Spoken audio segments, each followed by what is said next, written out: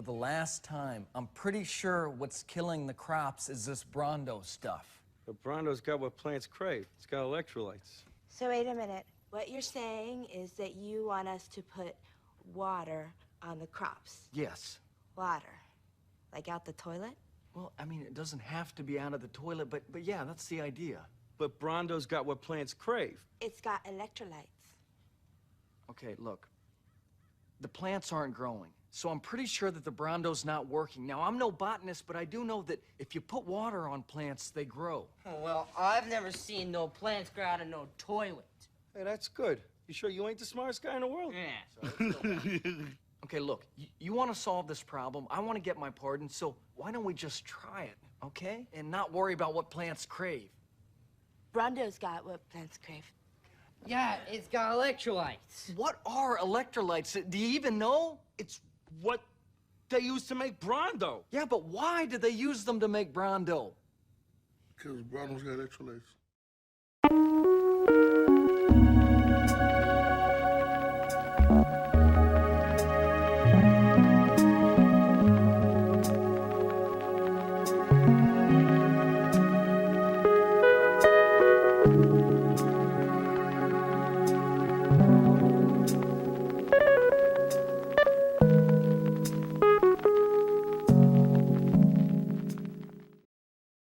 Story about how my boss saw my butthole.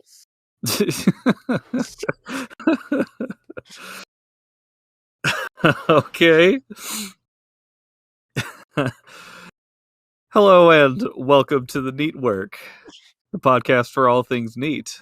I'm Theo, and that handsome voice belonged to my friend Dexter. Hello, everybody. So this is kind of old news, but I think it bears talking about.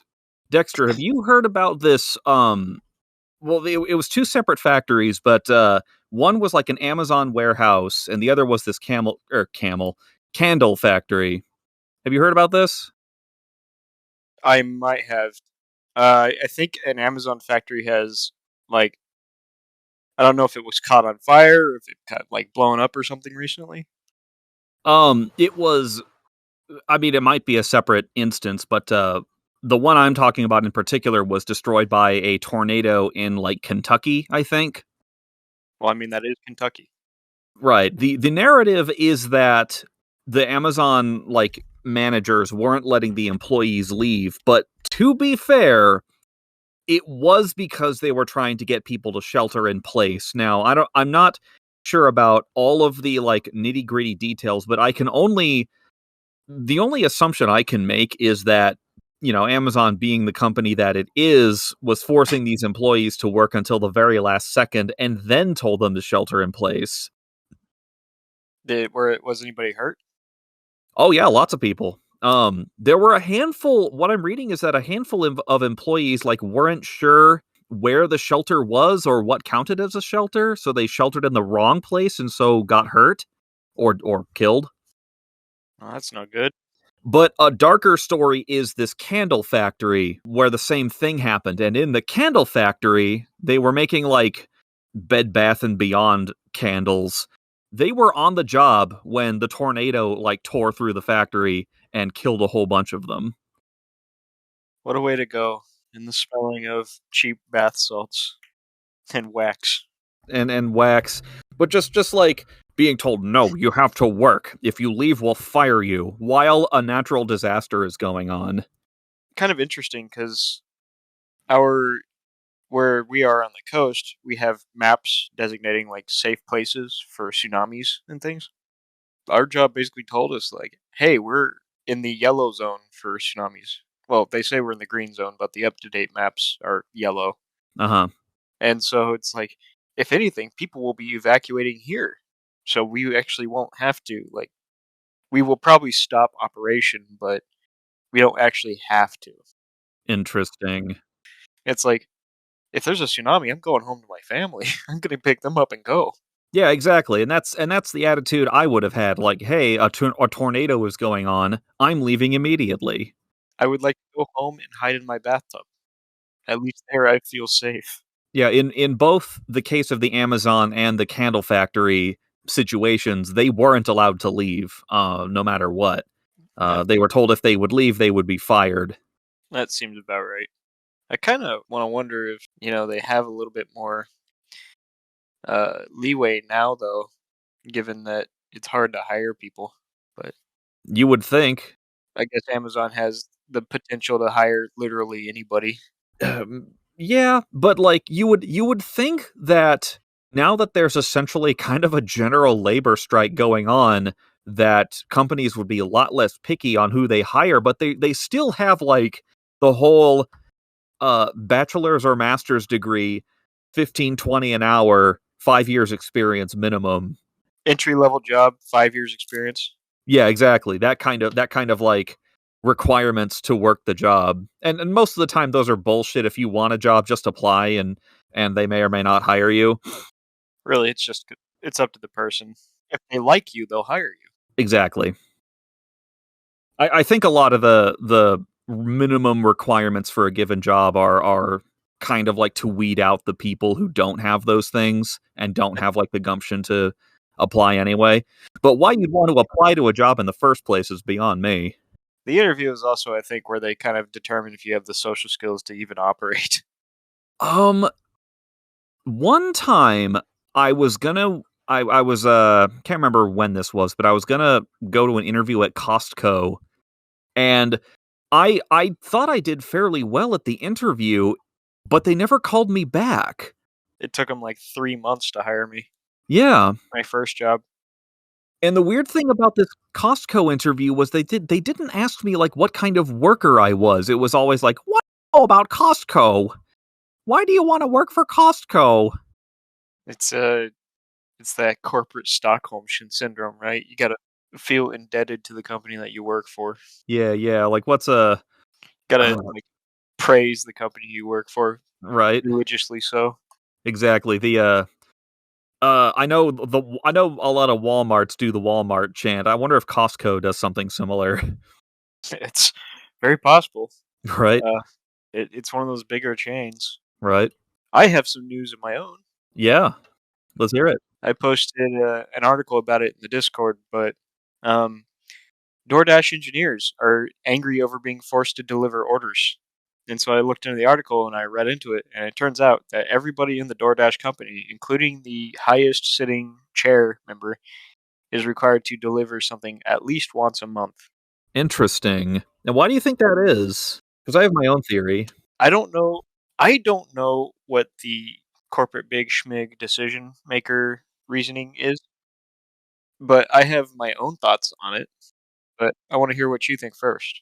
Well, my theory is that once again, we're having this general labor strike, and in order to kind of keep the manpower up, they're having to resort to their engineers and big schmigs. Big schmigs. Because they just don't have the feet on the ground. I'm in a similar boat to you, except I think that this might also be a morale thing, because it's really easy for, and I definitely fall in this as well, the grunts of the company. It's very easy for them to criticize the the executives and the kind of other branches of companies that Right. Make vastly more. And I mean, I'm not going to say that they have an easier job. They're freaking perceptively easier. Making them all kind of go and do effectively the grunt work can be very revitalizing to your crew. That is interesting. I mean, I also read that article. I didn't see.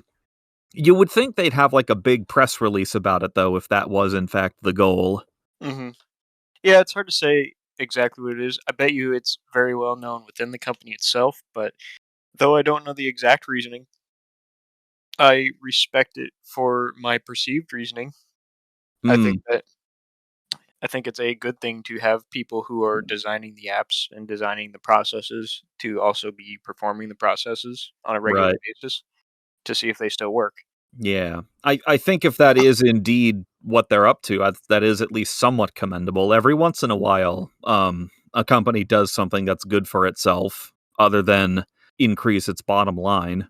Yeah, this doesn't necessarily feed into the CEO's pockets, Right. at least not on a surface level. If anything, it does the opposite.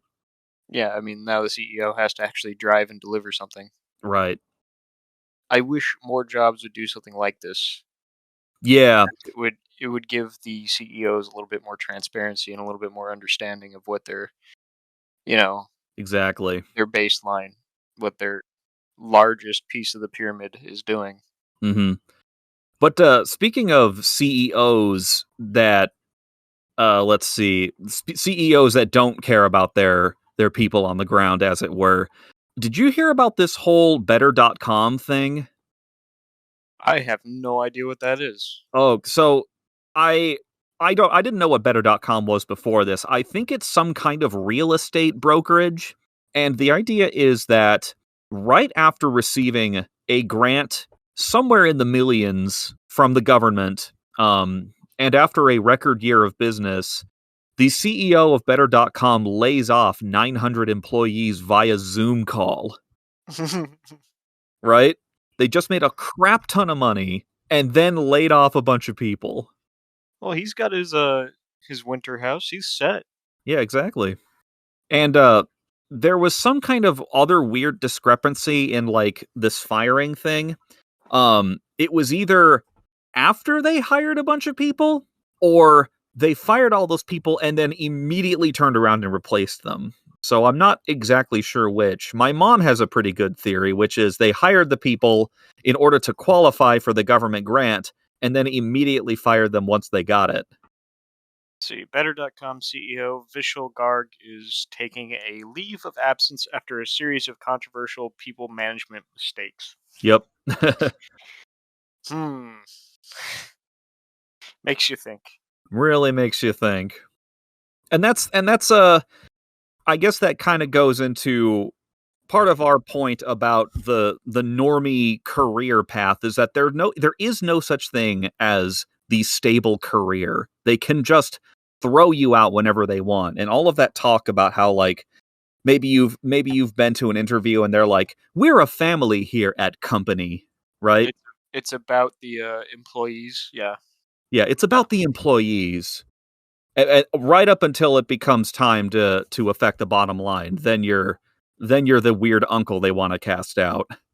Seems about right. I mean, when you hit a certain point, like when you make more money, it doesn't really mean anything anymore. So maybe the CEO hit that point Maybe, and was just like, "Okay, I'm done." right? Yeah, I guess when you have so much money that you can't be canceled or anything, your business failing doesn't matter. You can just kind of do whatever you want. You buy your yacht and disappear on your seastead forever. Exactly. But I think that's enough of the news that I can think of right off the top of my head. Before we get into the subject of the evening, I'd like to let all of you out there know that this podcast is hosted on both YouTube as well as Podbean and several other podcast hosting websites. If you're listening on Podbean, leave a like and consider downloading the episode. If you're listening on YouTube, you can like, subscribe, and leave a comment to help out the algorithm. It only takes a moment, and you're helping out a lot more than you think. And if I understand correctly, Dexter, this episode is one you've been looking forward to for a while. So, would you like to walk us into it? So I mentioned seasteads earlier, and this is an episode I've been a little bit excited about. Not exactly seasteads, but homesteading. Kind of talking about the Stardew Valley dream that is to escape the rat race of consumption and hedonism. Getting yourself out to somewhere a little bit more peaceful to live, the simple life where you only rely on yourself and yourself alone typically. Yes, exactly. This is probably one of the few things that both NEETs and normies can agree on, and everyone but the most die-hard consumers has this idea of like getting away and living the simple life. I'm gonna consume. Consume! I'm I consuming. need my latte! That kind of person. Oh yeah, I'm gonna consume.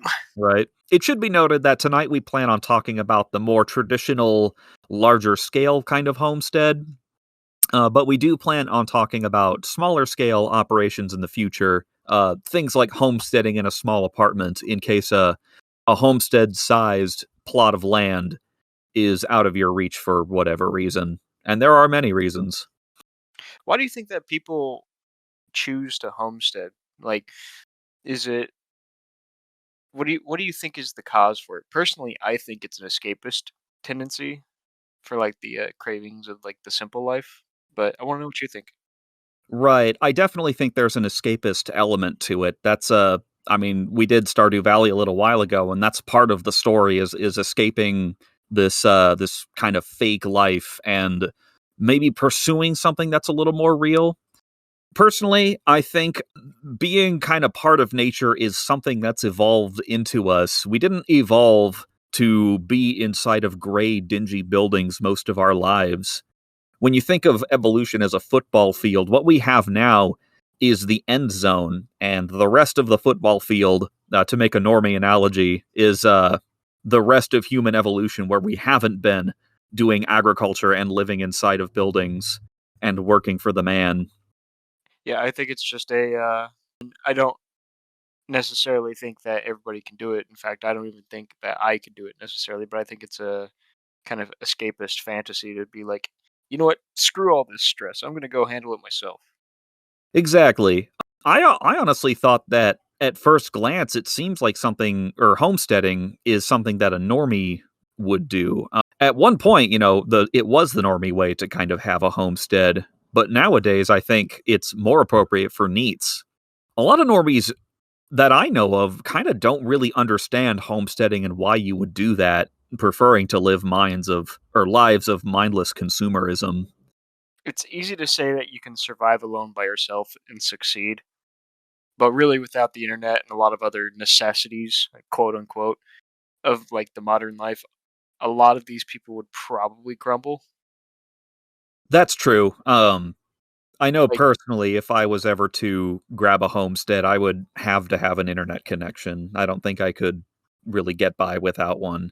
But maybe you could kind of like wean yourself off of the internet after a while.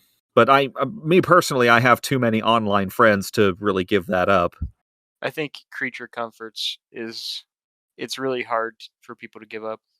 Exactly. But for a NEET, a homestead can offer a lifestyle to a small apartment in a crowded, noisy, and dangerous city. And you might even find that once you're out in the countryside, that the cost of living is cheaper, as well as a lot more comfy. Conversely, you might also find that it counterpoint really. You might find it to be spooky to be or lonely. This is definitely something that would need a lot of thought, and it's definitely not for everybody. It is it is an acquired taste. Homesteading definitely isn't easy if all the homesteading shows I've watched are indeed true. And as for it being spooky, just a remember this tip: skinwalkers are everywhere, especially in your house. I'm in your basement. And remember, if they tell you to go somewhere alone, you tell them no. Yes, just say no. Furthermore, since our way of the NEET emphasizes self-reliance, homesteading is probably the most self-reliant thing you can do. Uh, fair enough. A lot of the freedom of homesteading comes from the lack of outside influence, meaning that, every problem is pretty much yours, and it has to be solved by you. Uh, Meaning if you aren't really handy around the stead, you may want to practice a little bit, or maybe go to a little bit more of a populated homestead area so you can at least rely on some neighbors or external forces. Right, that is one of the obstacles, is that you're going to need to acquire a certain set of skills.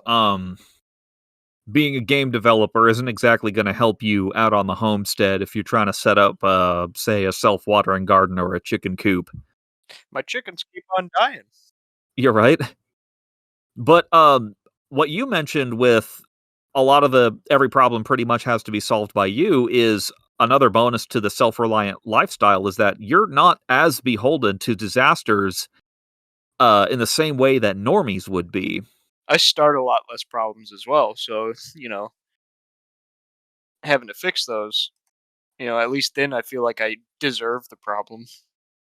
I guess. What I'm talking about though is we've talked about these supply shortages before. Just after COVID, everyone freaked out and bought a bunch of toilet paper. If you have like a pantry with a lot of toilet paper stored ahead of time and a bunch of food that you canned yourself, you're in a much better position than someone who has to or feels like they have to do all of that panic buying. And other factors like inflation in general just aren't going to be as much of a problem to you because you're making your living in a way that doesn't require money. You're saying basically we're external to the problems of supply chain, meaning that by growing our own food, things such as that are not really our problem because we're self-reliant, correct? Yes, I don't think you can ever entirely divorce yourself from the supply chain, but if there is a problem in the supply chain, it just won't be as much of a problem for you. Yeah, I'd like to argue a little bit against that point. All right. I don't know. I mean, yes, you are separate from the realities of consumerism, you know, such as supply shortages. You're not going to be affected by, the chip shortage that's making electronics really hard to come by right now, Uh-huh. for example. But you're definitely not immune to your own supply shortages. And in many cases, I'd argue that you're even more vulnerable to the unexpected. Like what? Say you have a poor yield or a blight go through your garden, Okay. and you're far detached and you have no money, you're in a rough situation. Like hoping that you catch and you know catch and kill an animal that's gonna help you survive until the next Right. harvest. Well, depending on where you are, that may or may not be as much of a problem. Like you said, it just might not be that big of a problem to shoot a deer or a boar where you are and have some food. And what I'm talking about is more like when the shelves are empty at, say, the grocery store, it's not going to be a problem for you because you probably have, like, part of homesteading is developing a large cache of supplies for yourself. Although I will say, if when you're growing all of your own food, that is very difficult. It's difficult enough to grow food to feed even one person. And it's risky. It can be risky. Like you said, a bad season. Um, if you're not properly prepared, a bad season means you don't have food. Yeah, it's just any way you look at it, it's a supply chain issue, but at least in one way it's a supply chain issue that you're aware of. Right. It's not the ridiculous incompetence of the consumer market creating the supply chain issue. It's just the bad weather. It's your fault if you didn't recognize the blight early enough. Yeah, exactly. Or I don't know, you didn't insulate your crops in such a way, like put them in a greenhouse. Hmm. At least to that degree, you have a little bit more control over everything. But as appealing as this homestead idea is, it's not exactly easy to get into. We talked about some of the skills you'll need before you embark on this kind of adventure. I mean, at a minimum, carpentry. Yeah, carpentry. You'll need to figure out, like, figuring out how to grow plants isn't too tough, but it is a particular skill. Animal husbandry to a degree. Yeah, I mean, what are all those animal bachelors gonna do? right. But the big obstacle is that in order to have a homestead, you need to have land to have the homestead, and that involves dealing with the real estate market. And we discussed before how real estate is a very high barrier of entry in general. Now, on the other hand, there is many cases where there are countless acres of land for cheap in underdeveloped areas, like Uh-huh. states in general, that is just ripe for the taking right now. By cheap, I mean, like $50,000 for 20,000, or not 20,000, 20 acres, which, that's not a bad price. Granted, you'd have to still do a lot of work on it, and you probably wouldn't have luxuries like electricity. Yeah, you're probably buying raw land without, say, electricity or a well. I mean, I'm talking you're buying land in like Wyoming and like Kansas. Right. Yeah, you're not exactly in like they call them the flyover states. You're not in like I guess the place you're going to buy is probably kind of boring, but if you're trying to get away with a homestead, you're probably not looking for an interesting place to live. I don't know. I might want a very appealing visually place. Maybe like a mountainside. Yeah, like a mountainside or like a lakefront. Right. And that point that you're making right now, thankfully you don't need the expensive kind of land for a homestead, but still, I don't think I've ever had no I might have had $50,000 throughout my whole life, but I'm not exactly sure. It'll cost you, is what I'm trying to say, even if you're getting the cheap land. And you're bound to a property tax from the parasite government. That is assuming you live in America and probably a few other places. Not to mention initial setup costs. We can't forget about those things like putting in a well for water in the cabin. You know, the basics. And depending on where you are, you may need that sooner rather than later. If you're in like a nice like temperate kind of area, you may not necessarily need a log cabin. But if you're up in, say, Montana, where the winters are harsh, yeah, you're going to need shelter a lot more quickly. And an RV isn't going to do it. All right, 12:56. Craig is recording. All right, so forgive us for that, listeners. We've been having a little trouble with our recording bot. We had to take a short break to finish the recording while, I don't know, they fixed the issues with the bot. Hopefully it works this time. Anyway, where we left off, I was thinking, That was not very being chilling of Craig. it was not Bing Chilling. It was not Reebok or Nike. Anyway, where we left off, I was thinking, you might be fortunate enough to inherit the land that you start your homestead on, or enough money to buy your own plot of land. I know one of our listeners has that opportunity. I think he inherited the land from his grandfather. But some towns, it's very rare. I've not actually heard of this happening, but they apparently do offer free plots of land to people willing to move there and who meet a few other requirements. Usually you have to be like a certain age, and maybe like tax requirements too. There's also often conditions for what you need to do with the land. More often than not, it's an empty plot of land and you have to build a house on it. Really? I I don't think I've ever heard of anyone getting land for free, but I have heard of people who like look after land for the true owner and get kind of like a squatter's rights there. Yeah, there's certainly squatters' rights. This free land grant thing, I think, is mostly a Midwest kind of thing. I don't think it happens here in on the West Coast. I think it's like, Talking like rural Kansas or something. yeah, Kansas, Montana, that kind of place. I can't say I've ever really looked, but I do know it happens. It's like a homesteader kind of law, right? Kind of like Wyoming.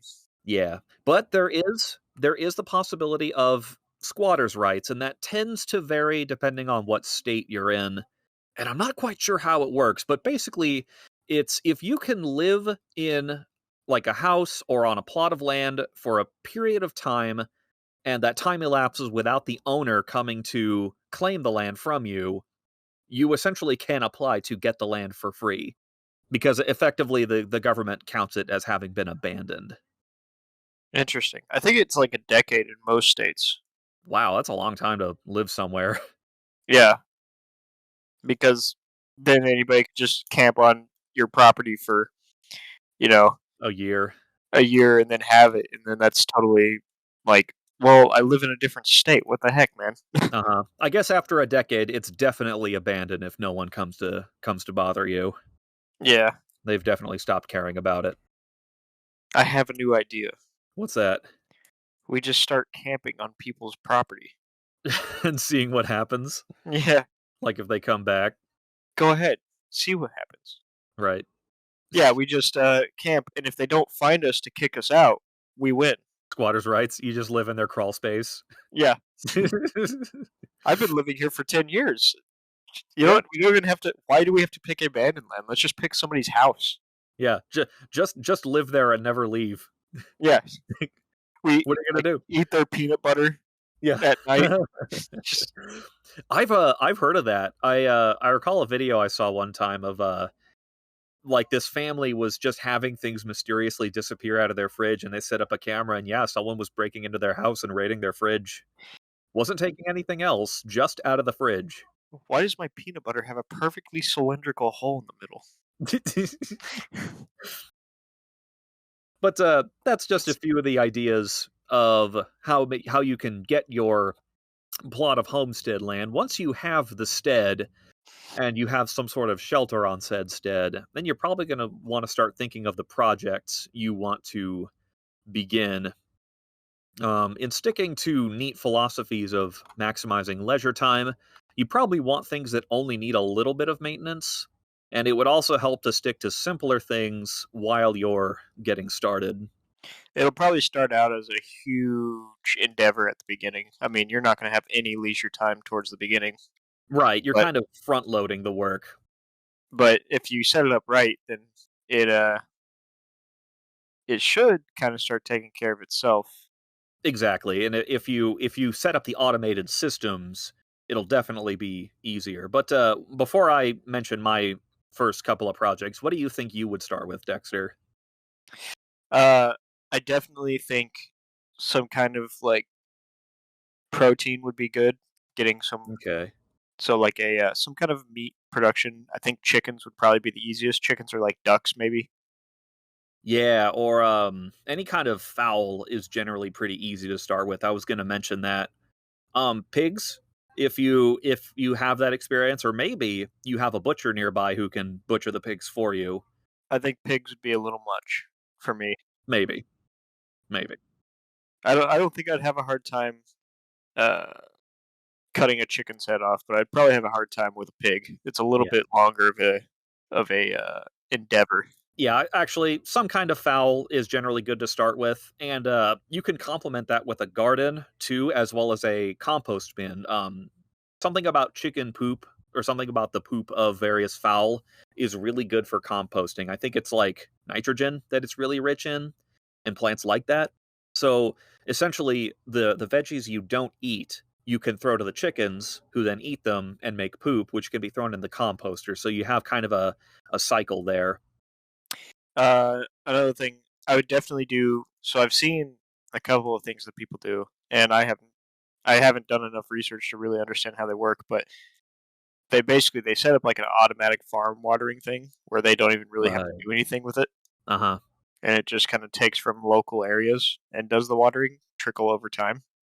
Like, let's see. Here at my place, we have a kind of sometimes a timed watering system. My parents prefer to water manually for some reason, and I guess that's fine. I would prefer the timed watering system, and you can probably like tap into just like your yard's spigot or whatever. I'd imagine when you're looking at it, you can tell what your plants need more than an automated system can. You should probably check your plants every day to make sure they're getting enough. I just don't want to spend half hour, an hour manually watering them every day. I'd rather spend 10 minutes checking them to make sure they're all good and then making adjustments. If you have a natural body of water or maybe a pond that you dug, that's a good like source of free water. Some states though you can't harvest rainwater, so you need to be careful about that. But yeah, in our state it is. But if you have a pond, you can circumvent that law because then you have a pond. You're not harvesting quote unquote the rainwater. I don't understand why that's illegal. The government, parasites that they are, believe that water that falls out of the sky belongs to them.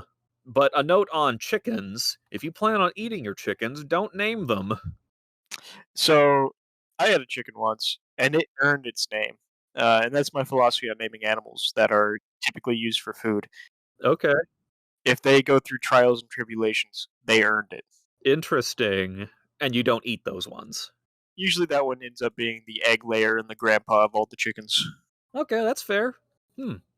We had one that I guess had a run-in with like a fox or a raccoon one night, and it lost its eye. Yo, that's kind of rad. It was a one-eyed chicken, and we named it Squinch. Squidge. And that chicken, it earned that name, and it earned its right to not become chicken and dumplings. That's rad. That's pretty badass that he fought off a fox or something. Yeah, it was pretty cool. Hmm. And that was a pretty big chicken. He was real darn cool. Yeah. I guess when it comes to automating the chickens, I'm not entirely sure how you do this, but you can set up a kind of food dispenser for the chickens. I think our point is you'll never entirely eliminate your need to work on any of your homestead projects, but making some tasks automatic will minimize the work you need to do. Right. Reduce the amount of effort that everything takes. But then again, that's also partially because on a homestead, everything is going to take effort. Everything you do. It's that's why you want to learn to automate things. It's not so much so that you can laze around all day, because that's not always an option on a homestead. Another thing you need to keep in mind is things like electricity. Running water might not be that easy to come by. Right. There are some relatively sophisticated, ancient methods for automating water, but even that requires a decent amount of work. Yeah, and everyone's homestead needs are going to be a little different, and there are ways to mitigate the cost of electricity and water. We talked about gathering your own water in a pond or something, but if you have a little spare cash, something like solar panels could work. Or you know what, just go all in. Go total efficiency, get a nuclear reactor. Yeah, absolutely. It's weird. For some reason, I got really fascinated with Chernobyl, and what I learned was nuclear reactors are weirdly not complicated. No, it's just a water turbine. Yeah, it's pretty much just a boiler, and it's just that the boiler uses nuclear material instead of something else. Yeah, instead of like wood or other burning materials, it literally just uses highly radioactive material, and the steam turns the turbine. Yeah, there was that one kid who built one, like in his shed, and then ended up irradiating himself and all his neighbors. There's some things that you have to do to take care of it to make sure you don't hurt yourself. Right? That's probably a project for when your homestead is a ways along and you have nothing else to do. And you have a good source of like thorium or something. Yeah, exactly. But I guess talking about other projects, depending on the space you have, there's no reason you need to abandon your other hustles. If while your chickens and veggies are growing, you can still do things like mining crypto or making YouTube content and the like while your homestead is doing its thing. And I have this idea, or I think we have this idea in our mind of kind of that ultimate ideal homestead. And I think a lot of people imagine like a cabin in the woods with plenty of trees and animals. But like most real estate, that land tends to be kind of limited, and it tends to be kind of expensive because a lot of people want to get in on it. I I want to argue against that point. Okay. Me and my family for like 30 grand got like 32 acres in Arkansas. And you have that now? We sold it for, like 4 times its value, but um, Well, how when we long bought ago was that? we sold it a couple years ago, Okay, okay. but we kept the resources, kept the resource rights. Interesting. Okay, so maybe it's not super expensive, but It depends. I mean, if you want something like that in California, yeah, good luck. You're never going to get it. oh yeah, yeah. Right. Or even where we are could be a bit much. Yeah, it'll be expensive here. I mean, depending on where. If you go on eastern side of the state, it'll be cheaper. But Yeah. like Idaho, you're gonna Uh-huh. have an easy time finding land. The flyover states they're called. Yeah, I imagine land there is going to be a bit cheaper than say the coastal states. yeah, landlocked. Anything landlocked is gonna be easy. Right. East Coast is gonna be kind of a struggle, just because you got your deciduous forest that everybody wants to be in. Like the East Coast just has so many people living there too. Yeah, and a lot of them have stupid money because they have stupid high taxes. Right. But what I was going to mention was I had this idea to maybe talk about some alternate property types that you could consider when going into your homestead. The only idea I have is like a desert homestead. And the desert has its advantages in that people generally don't prefer the desert. So I can imagine your life is going to be more private and you can generally expect land to be a little cheaper. There's definitely some drawbacks to deserts, but Yeah. a desert homestead actually is one of my dream kind of setups. Radical. Do you have a dream setup? Oh, probably like a private island. Private island? I mean, a seastead would be really cool. Seastead, private island, something like that. A desert would be cool. I guess a desert is a kind of sea. Kind of live that road warrior life. Like my dream setup, I've got two that I really like the All idea right. of. One is the underground compound in the desert. Cool. Like no one would know where you are until the ATF raids you eventually. The other one is like I take a natural cave and I Uh-huh. basically block it off Uh-huh. and I like set up my homestead inside that. Right. Well, a point for your underground bunker is that there are a handful of essentially abandoned missile sites. I've seen people turn silos into Yeah, yeah. like things and those are so cool. I love that Right. idea. Um, And I've they only hold water. Yeah, they do. But they're essentially a ready-made bunker. You just have to kind of clean the place out a bit. But Get rid a bunker would be really cool. Yeah, like a bunker. And again a cave. I'd set up windows and some lights on the inside so I could look at the stalactites and things. You'd build like the Fallout vault essentially. But that's like caves are like speaking of limited resources, caves are going to be super limited. Oh yeah, I mean you don't even get sunlight. Yeah, you'll probably have a better time on the desert homestead. And like you said, deserts, caves, probably bunkers are going to all have their own challenges. For the deserts, um, Water. yeah, there's a reason people don't like living in the desert, and that's that there's not a whole lot of water there. And I'm not gonna lie, I don't really know how to solve this problem. Other than like you buy the water and have it brought and stored on site. I've seen people use the local kind of flora to try and figure out where water is, because a lot of the plants will kind of congregate. How about you guys in the comments post some of your ideal homestead setups? Yeah. Exactly. What are your guys' homestead ideas? Let us know in the comments. But what about you, Dexter? Do you have any other ideas you'd like to talk about? On the homestead? Yeah. I'd have to give it some thought, but definitely have some like it's kind of like a bigger, broader neat nest um, conversation, isn't it? It definitely is. And so there's a lot that you could talk about, but I think we covered a good portion of it during the neat nest video. The Right. interiors. Right. We've Uh, definitely covered quite a bit. Like homesteading in general, where you live is just a big subject to talk about. I think we'd want to talk about things that are important to your homestead and like where to make the sacrifices. Definitely things that are important to the homestead is make sure you have your licenses. Right. The government wants to stop you from doing all that. They don't like it when we're self-sufficient. I've seen, I mean, the desert homesteads have done a little bit of research on it, and there's a lot of permits you need to get, a lot of regulation, a lot of things you got to worry about, like sewage. If you go the underground route, you'll have to pump you'll you'll have to pump it up. That's another huge problem with it. And then, of course, you can't even build underground compounds without certain paperwork done. How are they going to know? Ideally, they won't, but It's underground. They're not going to see it.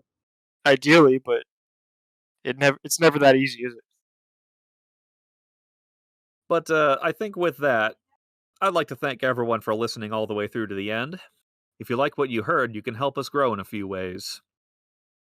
We're still small and trying to grow out our audience, so if you have friends who might be interested in the NEETwork, let them know about us. Any boost to our signal helps, and we treasure every new subscriber. If you'd like to support us in a more personal way, consider contributing to our Patreon at patreon.com/NEETworkPod. Your kind contribution goes toward paying for guest appearances, paid promotion, memberships to various podcasting services, and with what's left over, we might buy ourselves some chicken tendies. If there are any. Yeah, if the chicky tendy shortage would end already. But until then, take a look at the NEET Discord, where all things NEET are discussed. When we've grown the NEET community some more, we plan on hosting some totally free events like watch parties, games, and whatever else we can think of. But for now, the NEETwork Discord is a great place to get to know other like-minded NEETs, discuss culture and hustle, and share your dank memes. The links to all these and more are in the description below, and I'd like to say good night, and stay comfy, Dexter. Stay comfy, Theo.